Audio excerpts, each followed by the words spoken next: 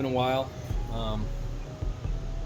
So I got rid of the TDI a while ago. I'll talk about that in some later videos, but this one's going to be on the Duramax. I'm going to do some things to it. I ordered some front shocks. They're what's the number? They're Bilstein 5160s with the reservoir. Should be pretty sweet. They come tomorrow. We're also going to be taking the horn blasters that were on the TDI, which are stuffed up there right now, and putting them in the engine bay in this thing, just like it was in the TDI. But I don't know, I think it's time to switch it up, put it in the truck. I was thinking about putting it in the Mercedes. Don't know what I'm going to do with that car yet. It's kind of stuffed in here. I could pull these out if I needed to, but I think with what I'm doing today, they might be able to stay. Be careful with that guy. So as far as the shocks go, the whole front end needs a rebuild. It's pretty rough. Yeah, it's the kryptonite stuff. Right now I'm just doing the shocks, but I will see that. Won't hear it, but that's been doing that rattling when I go down the road. It's real annoying. And I thought about just doing the 5100s, but I kind of wanted something a little bit nicer. Get the rears done soon too. Gotta get that working next. But now I'm just gonna focus on the front end. Those horn blasters mounted. Stuff all the plumbing for that, air tank, compressor, get airbags for the rear as well. Oh man, as well. My bunch of cable came apart the other day when I was staying with my dad. That's pretty easy. I just gotta cut the end of the cable off so it's not frayed, reset it in the Allen wrench hole, re-spool it. Oh, and some carnage that happened is my battery connections came loose, so the winch cable tried to melt and go into there. So it's just loose connections create heat. So I got these little things I'll show you guys in a minute. So as far as the battery relocation goes, I was gonna get a GM part for the battery box to mount, but it was a little bit further out. I could get this next day on Amazon. We're gonna try it out. It looks pretty nice. Just a little battery tray mounted to the frame, little bolts that go in those holes right there. And if you've worked on heavy equipment, you've definitely seen these before. But then it just clamps down on the battery like so. This should fit the Group 78 battery, no problem. But yeah, there's that. And as far as my battery terminals go, I don't hook a lot to my batteries. If I did, I would be getting a distribution block. But I think these will be perfect for what I need. Oops, that's the garbage. So we got this guy with a thread into the side post battery, and then whatever I need can just go on there. And on the driver's side, it should just be the winch is all that has to go on that side. And this will still hold, I believe will still hold the regular side post terminal. So you'll have the truck side on that side and then just accessories.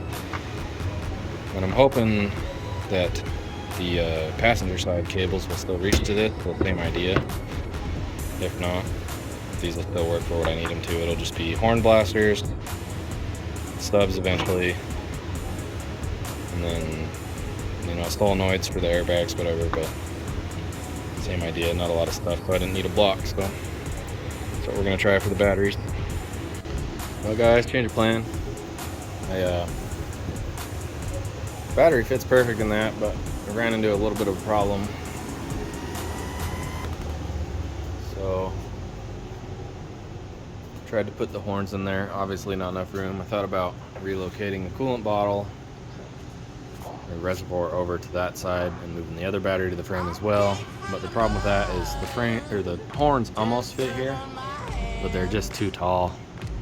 And I'm sure, you know, lots of time and money, sure I could probably figure it out, but I think at this point I'm just gonna put the other battery back there.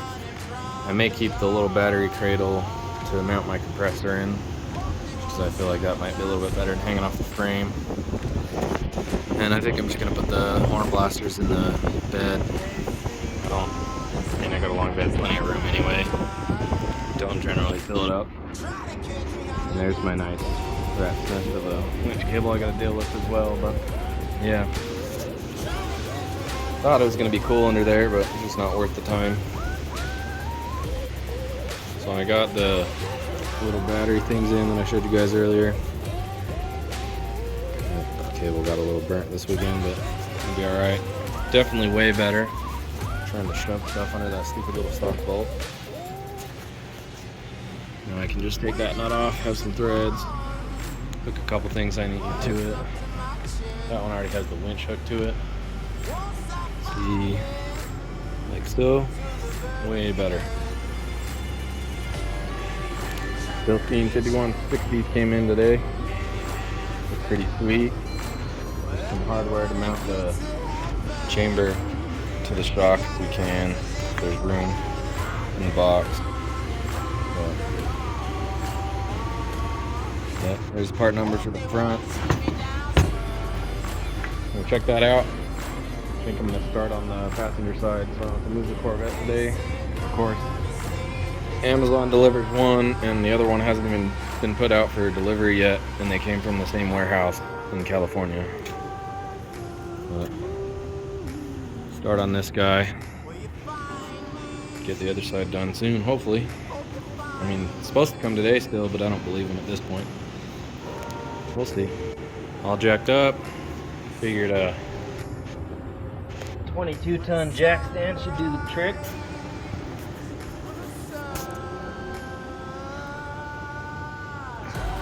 Ready to get to work. Nice bright light from Home Depot.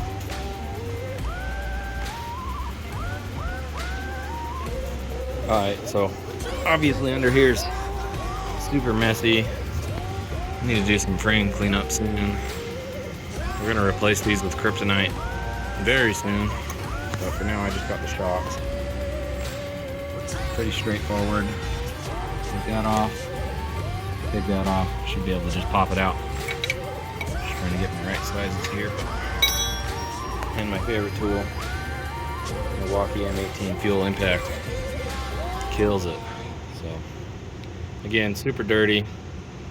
Working on cleaning it up, but for now we're gonna get what we need to do done.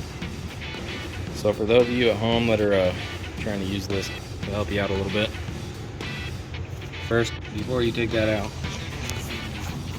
get some pressure on that control arm to alleviate pressure because it's going to be hanging on that shock. And then this will be in that hole like that.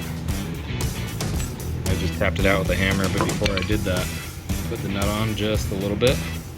So then you're hitting the nut and not the threads. Once I got it to where that wouldn't work anymore, I just put a little 1/4-inch extension on there. This is my beater. Good for tapping stuff out. And pushed it the rest of the way through the hole and popped right out. No problem. Now work on that guy. It should just come right out. So now, on this guy up top, is so it's actually double knotted. You'll have a little one up here, 9/16. And then after you get that first one off, I just use the bottom one to hold it for the first one, and then on the top, you'll have little machining on this top one. It'll be a 1/4-inch wrench. We'll slip over it, and then you'll just loosen it up. I sprayed some WD-40 on there to make it a little bit easier. Alright, all unbolted. Just pops out of here like so.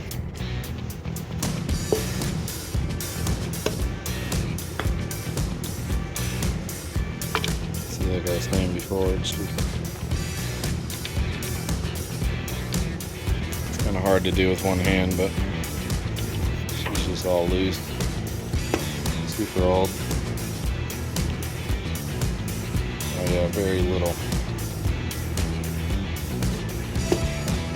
compression left. Super slow. Super soft. Good.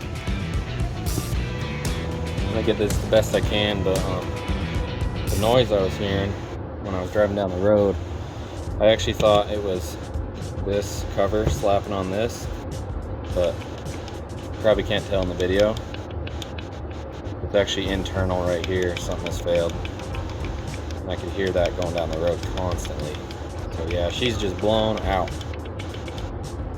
Not good. Just push it super easy. Got super slow.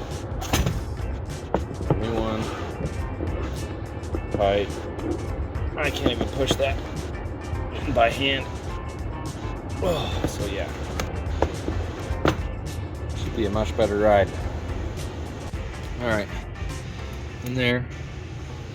This part will probably be the worst for you. I haven't tightened anything down yet, obviously, but so getting the new bushing in to the mount is a little bit tough. What I did was turn the wheel all the way to the right on this one because we're on the driver's side. I actually started on it first, backed the bed up enough so I had room. And once I did that, kind of got it started by hand, and then I was able to get in here and kind of just tap it into place.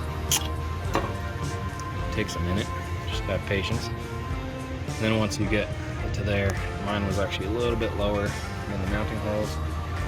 So I took my big standard and kind of just wedged it underneath there, tapped on it a little bit with the hammer so then I could lift it up and wiggle it around until I was able to get that bolt in.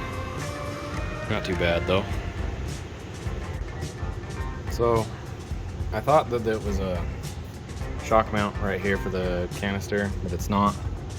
You got to drill and tap the third frame, 1/4-20s.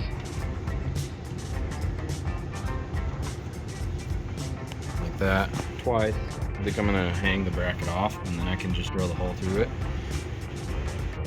I didn't have a 13/64 drill bit, so I just used the 3/16. It's one step lower, so you just gotta be really careful. I do this at work a lot on stainless, so this is a lot easier than that.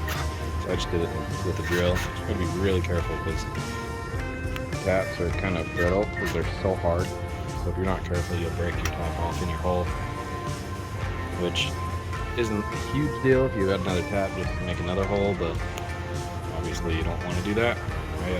I have cutting oil in the van, or cutting paste. It works awesome, but I just used WD-40. It was good enough for this, just this regular steel. Gotta do one more hole, mount it. And my other shock got delayed till tomorrow or the next day, so I guess that's the only side that's getting done today.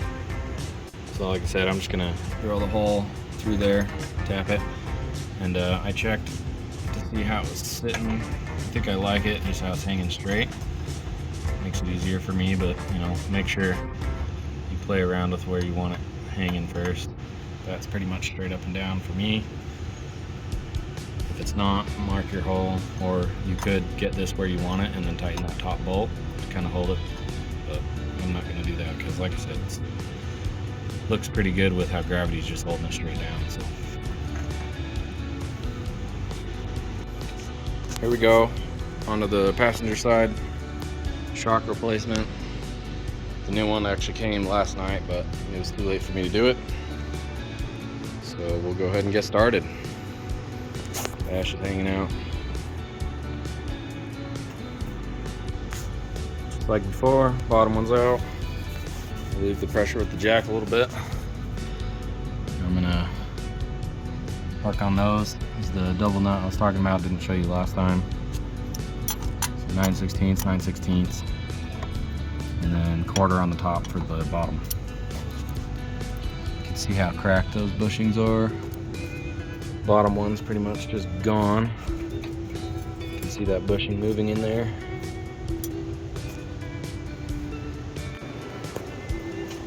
And shock install done. Super excited for it. I'll post the reviews a little bit after we get to use them. Let you guys know what I think about them. But pretty easy, straightforward. Good to go. Just fixing the winch real quick. Basically all that happened is there's a little set screw that holds the cable in. and it got pulled out a little too far, I guess. Frayed the cable, just had to cut it clean, take out the set screw, thread it back in. Now I gotta sit here and deal with this mess, but not too exciting, easy fix. Call it good enough. Alrighty, all fixed. Went ahead and sprayed some WD-40 on that cable.